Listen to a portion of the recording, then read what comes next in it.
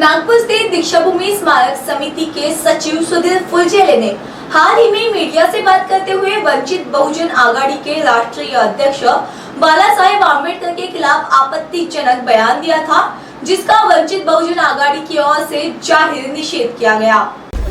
दीक्षाभूमि स्मारक समिति के सेक्रेटरी सुधीर फुलझेले इन्होंने आम्बेडकर परिवार और प्रकाश आम्बेडकर साहब पे एक गलत वक्तव्य किया, निषेधार्थ वक्तव्य किया। उन्होंने कहा की प्रकाश आंबेडकरांनी आपली पॉप्युलरिटी म्हणजे लोकप्रियता सिद्ध करावी, हम मंत्री बनना चाहिए, खासदार चुन के आना चाहिए, फिर हम उनको इस धम्मचक्र के कार्यक्रम में बुलाएंगे। लेकिन हमारा कहना यह है कि उनकी पॉपुलैरिटी और उनकी लोकप्रियता की मूल्यमापन ये लोग करने वाले कौन हैं? जो बाबा साहब आम्बेडकर के नाती भी है और विचारों के सिपाही भी हैं। ऐसे प्रकाश आम्बेडकर जिनको लाखों करोड़ों बौद्धों की जिनके आस है, जिनके ऊपर जो सही तरीके से बौद्धों का राजकारण कर रहे हैं, बौद्धों का समाजकारण कर रहे हैं, इस पे वक्तव्य करने वाले सुधीर फुलझेले का निषेध है। आज तक इन्होंने दीक्षाभूमि पे सारा गैर कारोबार करके रखा है, उसका व्यवसायीकरण करके रखा है, बुद्ध धम्म को हानि पहुंचाई है। वहाँ बुद्ध पंडितों को ना बुलाते हुए वहाँ पे ये लोग मंत्रियों को बुलाते हैं और बोलते हैं प्रोटोकॉल है।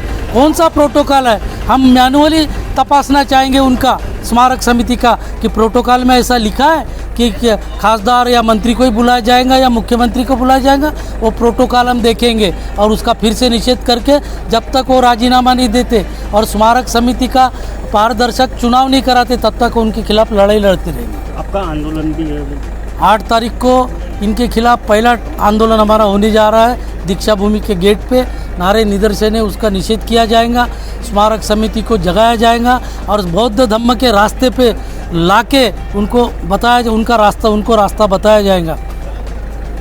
अब ये जो वाद उपस्थित किया गया सुधीर फुलझेले के माध्यम से, सुधीर फुलझेले जो कि यहाँ के दीक्षाभूमि स्मारक समिति के सचिव के पद पे है, हम ये पूछना चाहते हैं कि एक ही समय में सदानंद जी फुलझेले जो थे उन्होंने 2 बच्चों को अपने स्मारक समिति में सदस्य कैसा बनाया। और दूसरी बात है कि वो दीक्षाभूमि का परिसर वो एक धम्म की जगह है, धम्म के लिए वापर होना चाहिए वहाँ, तो उसका व्यापारीकरण करके वो खुद पैसे कमाने का काम कर रहे हैं। और इनको क्या हक पहुँचता है कि श्रद्धेय बाला साहब आम्बेडकर के ऊपर इन लोग तंग कसेंगे और कहेंगे कि आप अपनी लोकप्रियता सिद्ध करो। अरे डॉक्टर बाबा साहेब आम्बेडकर को और उनके कुटुंब को लोकप्रियता सिद्ध करने की कोई आवश्यकता नहीं है। पूरी दुनिया में पूरा विश्व आज डॉक्टर बाबा साहब आम्बेडकर के लिए जाना जाता है, उन पर रिसर्च करता है और तमाम बुद्धिस्ट जनता उसके पीछे में है। तो जो हमारे बाला साहब आम्बेडकर है, आंदोलन भी है कब? हमारा आंदोलन 8 अक्टूबर को है दीक्षाभूमि के गेट के सामने में। और वो आंदोलन में हम जो ये स्मारक समिति के अध्यक्ष है उनसे भी पूछा जाएगा कि आपकी ये जो आपका जो सुधीर फुलझेले सचिव है स्मारक समिति का, उसको आपने परवानगी दी थी क्या ये ऐसी बात करने के लिए?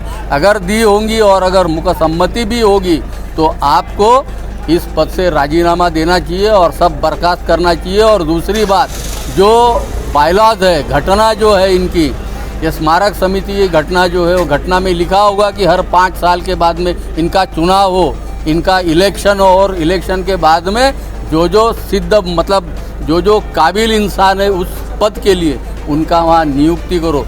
इसी बात के साथ में हमारा आंदोलन 8 तारीख को है और मैं सभी बौद्ध बांधवों से अनुरोध करता हूँ कि वो भी ये आंदोलन में शरीक होए और इनको जवाब पूछे कि इन्होंने ऐसा क्यों किया। और आज तक के जो करते हुए इसके पहले भी नागपुर में स्मारक समिति में आंदोलन नहीं हुए ऐसी बात नहीं है, मगर आज वो दिन आ गया है कि आप बाला साहब आम्बेडकर के ऊपर में आप तंज कस रहे हो। तो इसके खिलाफ में हम आंदोलन करेंगे और उनको पूछेंगे और स्मारक समिति से बाहर करने के लिए लगाएंगे।